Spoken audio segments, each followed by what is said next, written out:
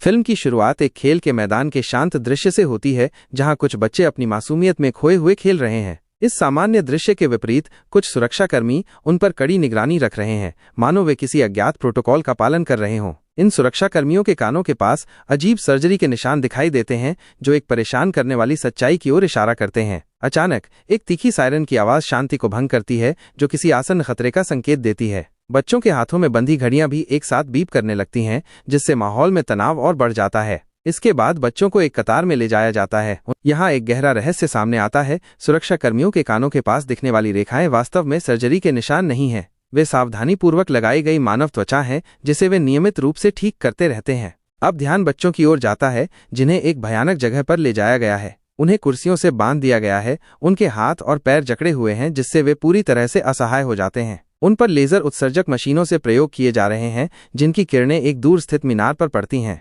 अप्रत्याशित रूप से मीनार के गिरने के कारण एक शक्तिशाली भूकंप आता है। इस उथल पुथल के बीच जेक नाम का एक लड़का जागता है। वो तुरंत चित्र बनाना शुरू कर देता है, जो उसके सपनों की परेशान करने वाली छवियों को दर्शाते हैं। उसे अक्सर अस्पष्ट दर्शन होते हैं, एक ऐसी घटना जिसे वो सामान्य मानता है, हालांकि कोई नहीं जानता कि ऐसा क्यों हो रहा है। दूसरी ओर जेक की माँ उसके सपनों की कहानियों पर विश्वास नहीं करती, उन्हें बच्चे की कल्पना मानती है। अपनी माँ के अविश्वास के कारण जेक चिंतित और उदास रहता है, क्योंकि किसी ने भी उसकी बातों पर भरोसा नहीं किया है। अगर वो डॉक्टर के पास जाता भी तो शायद इसे नींद की कमी बताकर टाल दिया जाता। जेक अब खुद को असहाय महसूस करता है। एक दिन घर लौटते समय जेक एक अजीब आदमी को देखता है, जो अपनी त्वचा को ठीक कर रहा होता है, ठीक वैसा ही जैसा उसने अपने सपनों में देखा था। यह भयावह खोज उसे यह एहसास कराती है कि राक्षस केवल उसके सपनों में ही नहीं, बल्कि वास्तविकता में भी मौजूद हैं। इसी बीच एक अजनबी जेक के पास आता है और उसे सावधान रहने की चेतावनी देता है, क्योंकि ऐसे राक्षस बच्चों का अपहरण कर रहे हैं। यह सुनकर जेक डर जाता है और सोचता है कि शायद उसके सपने ही उसे हर जगह इन राक्षसों को देखने के लिए मजबूर कर रहे हैं। सोते समय जेक के सपने में एक जादूगर आता है, जो अपनी बातों और जादू से लोगों को मैनिपुलेट कर सकता है, उनके मन पढ़ सकता है और भ्रम पैदा कर सकता है। जेक को पता चलता है कि जादूगर भी एक राक्षस है। जंगल में एक बेटा अपने पिता के साथ बैठा है, दोनों बंदूक चलाने में कुशल हैं। अचानक उन्हें एक सीटी सुनाई देती है और वे जादूगर को अपनी ओर आते हुए देखते हैं। डर कर वे उस पर बंदूकें तान देते हैं, लेकिन जादूगर अपने जादू से लड़के के पिता को मार देता है। वो लड़के को नुकसान नहीं पहुंचा पाता, क्योंकि वो एक शुद्ध आत्मा है। लड़का निडर होकर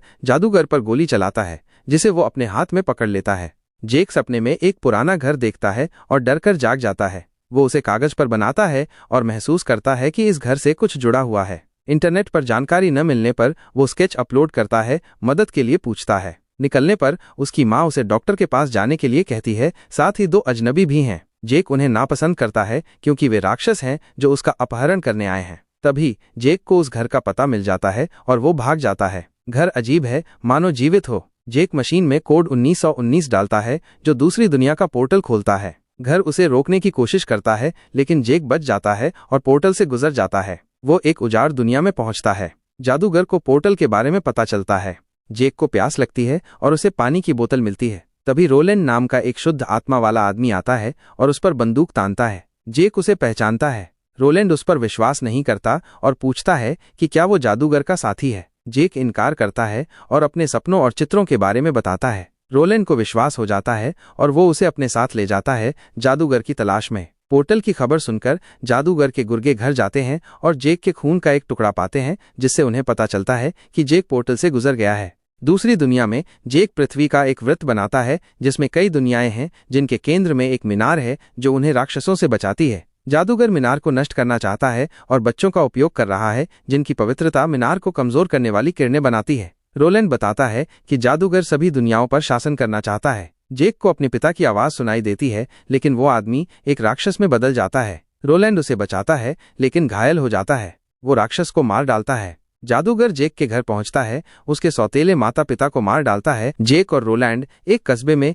एक लड़की से मिलते हैं, जो स्केच देखकर जगह बता सकती है। वह जेक को पहचानती है और उसकी शुद्धता और क्षमता के बारे में बताती है। वे टेलीपैथी से संवाद कर सकते हैं। लड़की उन्हें बताती है कि कहाँ जाना है, लेकिन यात्रा लंबी और खतरनाक है। जेक को जादूगर का एक और ठिकाना पता चलता है, पृथ्वी पर एक और पोर्टल। वे वहां जाते हैं और पृथ्वी पर पहुंचते हैं। जादूगर अपने राक्षसों को उन पर हमला करने के लिए भेजता है, जो शहर में कहर बरपाते हैं। रोलैंड राक्षसों से लड़ता है, लेकिन उसकी गोलियां खत्म हो जाती हैं और उस पर हमला होता है। वह पलटवार करता है। और उन्हें मार डालता है। रोलैंड और जेक पृथ्वी पर कदम रखते हैं और जेक घायल रोलैंड को अस्पताल ले जाता है। जादूगर भी शहर पहुंचता है और लड़की से जेक और रोलैंड के बारे में पूछता है। जादू के प्रभाव में वो सब कुछ बता देती है। जादूगर को पता चलता है कि जेक को चेतावनी देने वाला रहस्यमय आदमी उसके अड्डे का रक्षक था। जेक रोलैंड को अपने घर ले जाता है, लेकिन वे उसकी मां को राख में पाते हैं। रोलैंड हथियार की दुकान पर जाता है जहां जादूगर उसे मारने आता है। रोलैंड गोली चलाता है,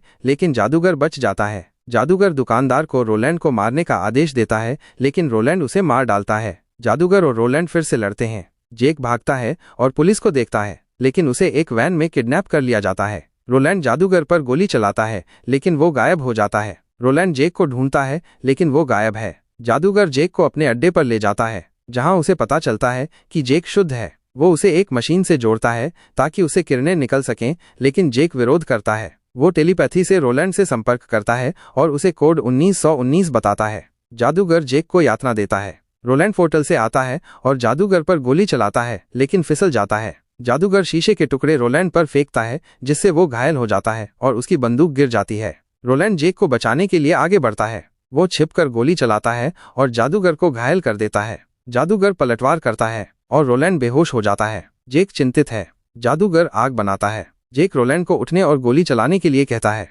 रोलैंड गोली चलाता है, जो जादूगर के दिल में लगती है। रोलैंड जेक को मुक्त करता है और जादूगर के अड्डे को उड़ा देता है। फिल्म का